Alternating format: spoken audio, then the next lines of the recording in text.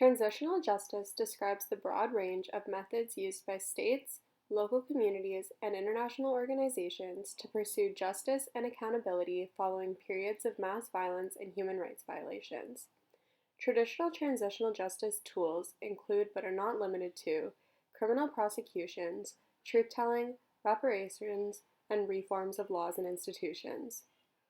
Traditionally, transitional justice has implied a transition from authoritarian to a liberal democratic state by instituting the rule of law and respect for human rights. As such, it is an inherently liberal project, which has been associated with broader nation-building goals. Recently, critical theorists have critiqued the paradigm for being informed by colonial legacies and its failures to address structural issues while being too detached from the needs of those on the ground. Recently, there has been a growing interest, both in literature and in practice, to the application of transitional justice mechanisms in settler colonial states, which are also liberal democracies, with the aim of reconciliation between Indigenous peoples and settlers. This is a notable shift from liberal democracies as the providers of transitional justice to conflict-affected states, and as the inspiration for the end goal of the states pursuing these processes.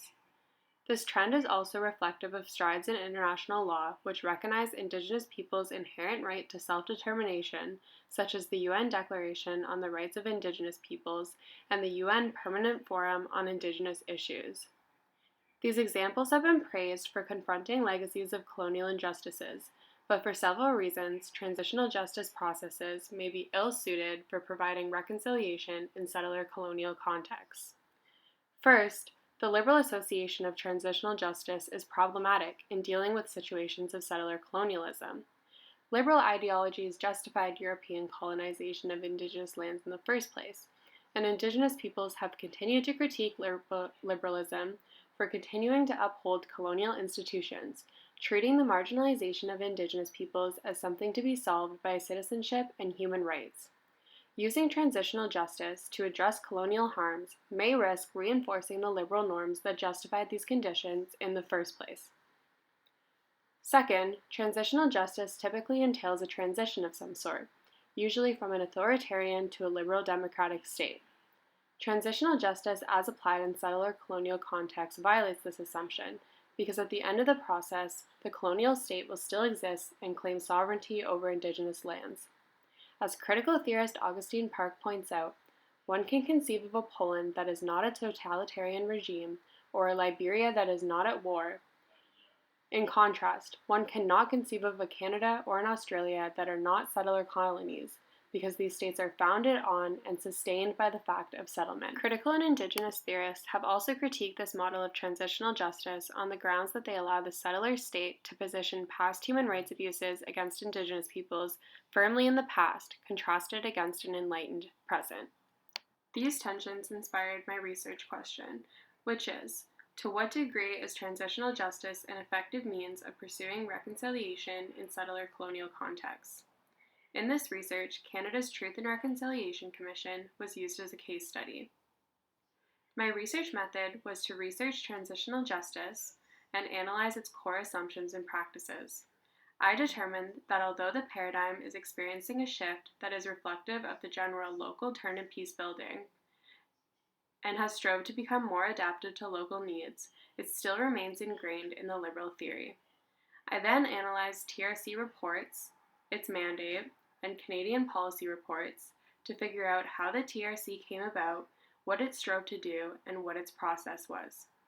I then read critical theory on transitional justice and Indigenous scholars' analysis of this process to assess the effectiveness of transitional justice by applying these analyses to the TRC.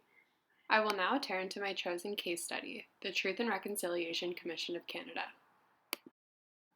The Truth and Reconciliation Commission of Canada was established in 2008 with the ambitious mandate to inform all Canadians about what happened in residential schools. The commission was the result of a legal settlement which also provided for reparations for residential school survivors and an official apology from the Canadian state delivered by Stephen Harper in June 2008. Mr. Speaker, I stand before you today to offer an apology to former students of Indian residential schools. The treatment of children in Indian residential schools is a sad chapter in our history. Today, we recognize that this policy of assimilation was wrong, has caused great harm, and has no place in our country. But 15 months later, Prime Minister Stephen Harper had this to say at a G20 meeting. We are one of the most stable regimes in history. There are very few countries that can say for nearly 150 years they've had the same political system without any social breakdown, political upheaval, or invasion. We are unique in that regard. We also have no history of colonialism. So we have all of the things that many people admire about the great powers, but none of the things that threaten or bother them about the great powers. These two statements may seem contradictory, but what I found in my research is that Indigenous scholars actually claim that they are reflective of the Canadian state policy of reconciliation. The state aims to reconcile for past injustices while also maintaining its position on the world stage as a peaceful multicultural country. In this way, the state is able to create a clear line between past and present policy. Another theme I noticed in my research was that the narrow mandate of the TRC to publish the truth about residential schools may have been ill-suited to address the other continued injustices of colonialism, as settler colonial policy and its effects are interconnected. Central to these issues are the Indigenous claims to land and self-determination. Here.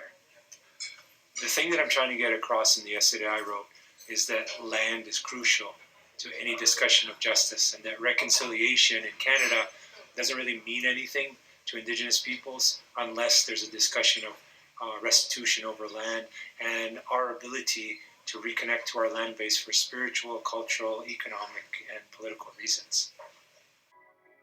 We will never get to real truth, justice, and reconciliation until there is a substantial transfer of power, wealth, and resources.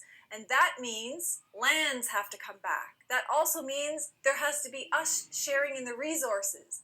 And it also means a recognition and full implementation of our sovereign right to be self-determining.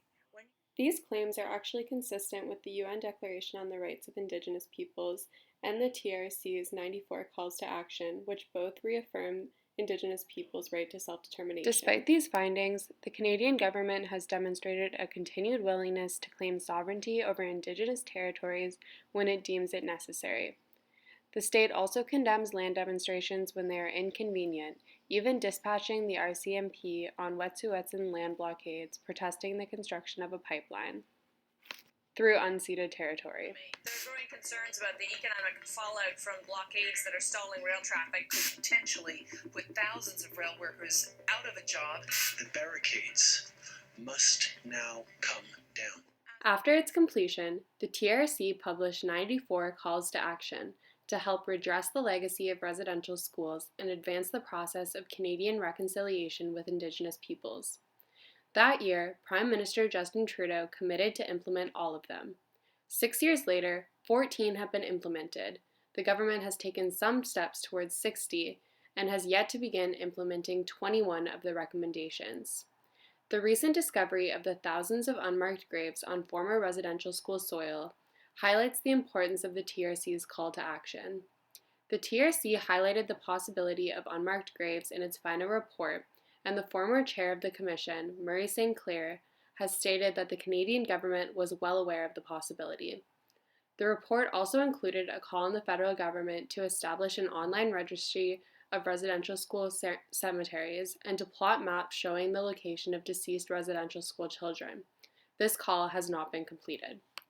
Despite these shortcomings, the TRC did provide the most comprehensive report on residential schools in Canadian history.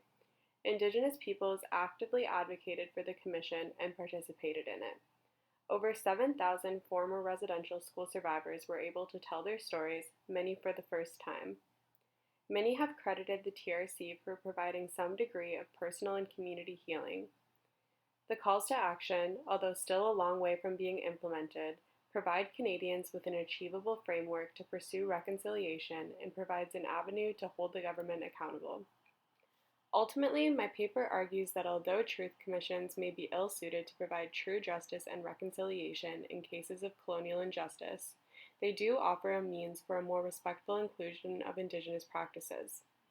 My paper further argues that for transitional justice processes to have transformative results for Indigenous peoples in settler colonial contexts, practitioners must let go of liberal goals and aspirations and allow for the process to be pushed past its comfort zone, namely by securing true self-determination of Indigenous peoples over their lands and culture.